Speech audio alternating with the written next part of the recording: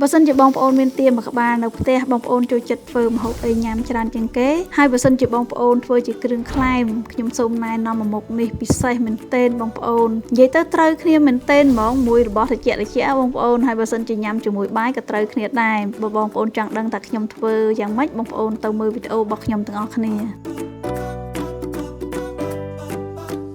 បងប្អូនថ្ងៃនេះយើងនឹងមកធ្វើទាឆា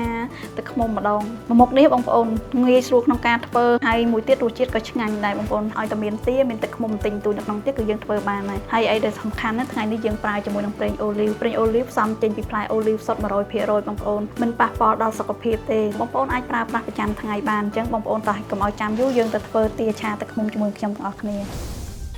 ហើយសម្រាប់គ្រឿងផ្សំទាំងអស់នេះបងប្អូនអាចរកទិញបាននៅផ្សារជីបម៉ុង Supermarket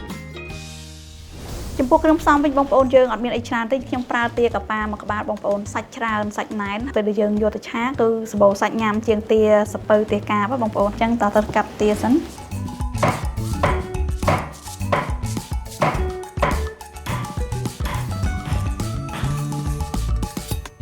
បងប្អូនមុននឹងយើងឆាទាហ្នឹងយើងត្រូវរំលីងទាហ្នឹងឲ្យឡើងស្ងួតបន្តិចសិនអញ្ចឹងទេអត់ឆ្ងាញ់ទេយើងរំលីងទាយើងដាក់ប្រេងបន្តិចមកបងប្អូននៅពេលដែលរំលីងខ្ញុំប្រើជាមួយនឹងប្រេងអូលីវជួយដល់សរសៃសក់និងស្បែកហើយមួយទៀតជួយទប់គីឡូបងប្អូនអត់ឲ្យឡើងគីឡូទៀតផងអញ្ចឹងបងប្អូនអាចប្រើប្រាស់ប្រចាំថ្ងៃបានហើយចំពោះការរំលីងនេះយើងមិនបាច់ប្រើប្រេងច្រើនពេកទេបងប្អូនដោយសារអីស្បែកទាមានជាតិប្រេងស្រាប់ហើយអញ្ចឹងហើយយើងដាក់តែបន្តិចមកហើយយើងដាក់ឲ្យក្តៅហើយចាំយើងចាក់សាច់ទាយើងចូលយើងរំលីងឲ្យសាច់ទាឡើងស្ងួតតិចសិនមក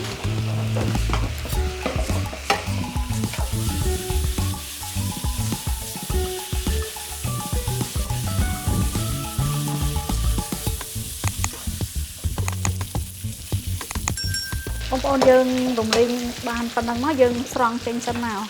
និយាយទៅយើងយកមកល្មមបងប្អូនមកក្រហមល្មមកុំឲ្យដល់ស្ងួតជាងហ្នឹងអាចនឹងរឹងអញ្ចឹងហើយយើងយកប៉ុណ្ណឹងមកយើងលើកទុកសិនឥ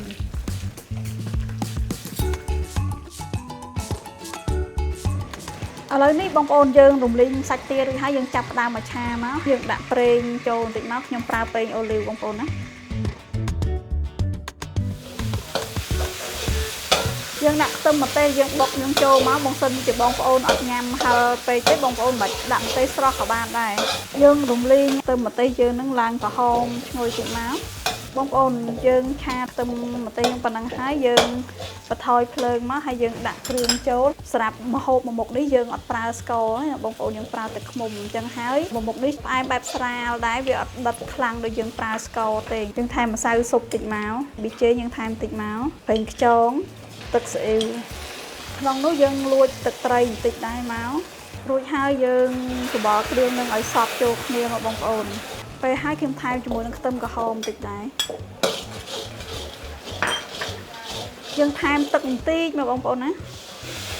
រួចហើយយើងទុកទឹកហើយនឹងគ្រឿងទាំងអស់ហ្នឹងឲ្យពុះបន្តិចទៅឲ្យស្អិតគ្រឿងចូលគ្នាបន្តិចទៅចាំយើងដាក់សាច់ចូលហើយបងប្អូនកន្លែងនេះអាចភ្លក់មើលរសជាតិឲ្យហើយថារសជាតិល្មមយើងចង់បាននៅបើសិនជាស្ទើរបងប្អូនថែមហ្នឹងមកណា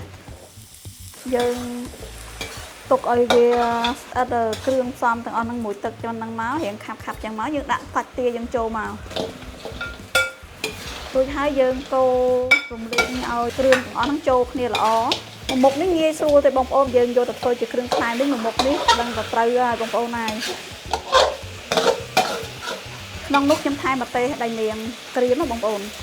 អាចដាក់ក៏បានអាចអត់ដាក់ក៏បានដែរប៉ុន្តែខ្ញុំថែមអញ្ចឹងមកបងប្អូនតទៅយើងមើលទៅវាស្អាតហើយម្ទេសដៃនាងក្រៀមនោះបងប្អូនចង់ញ៉ាំក៏បានដែរហើយចុងក្រោយនោះបងប្អូនខ្ញុំថែមជាមួយនឹងម្ទេសហុយ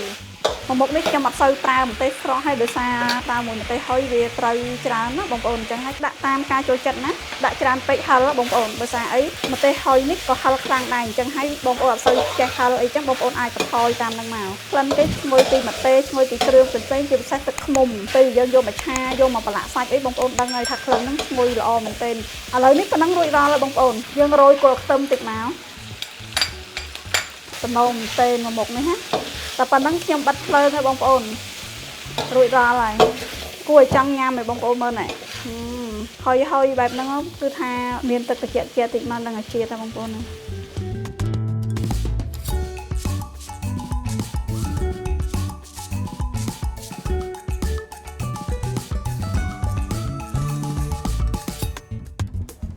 អូយឈ្ងុយមែនទែនបងប្អូនមកមុខនេះណាតំណេឲ្យបងប្អូនហ្មងតំណមែនទែនបងប្អូនរសជាតិវិញឆ្ងាញ់បងប្អូនបើសិនជាមានកម្មវិធីឬក៏មានទឹកជាក់ពេលល្ងាចពេលសៀលអីដឹងថាត្រូវអត់ខុសចិត្តទេបងប្អូនមកមុខនេះណាបើនិយាយពីក្លិនរសជាតិវិញគឺថាឆ្ងាញ់ដោយសារអីយើងអត់ប្រើស្ករទេយើងប្រើទឹកឃ្មុំជំនួសក្លិនពីទឹកឃ្មុំមកគឺថាបងប្អូនដឹងហើយមាន់ដែលយើងយកទៅប្រឡាក់ជាមួយទឹកឃ្មុំអាំងមានរសជាតិឆ្ងាញ់ទៅពេលយើងយកមកឆាជាមួយសាច់ទាមានជាតិស្រាប់ទេបងប្អូនដល់ពេលយើងថែមជាទៀតកាន់តែឆ្ងាញ់ទៀតផងអញ្ចឹងសម្រាប់វីដេអូរបស់ខ្ញុំថ្ងៃនេះគឺមានតែប៉ុណ្្នឹងទេបងប្អូនណាអញ្ចឹងបងប្អូនកុំភ្លេចជួយ like share comment វីដេអូរបស់ខ្ញុំទាំងអស់គ្នាផងណាអរគុណ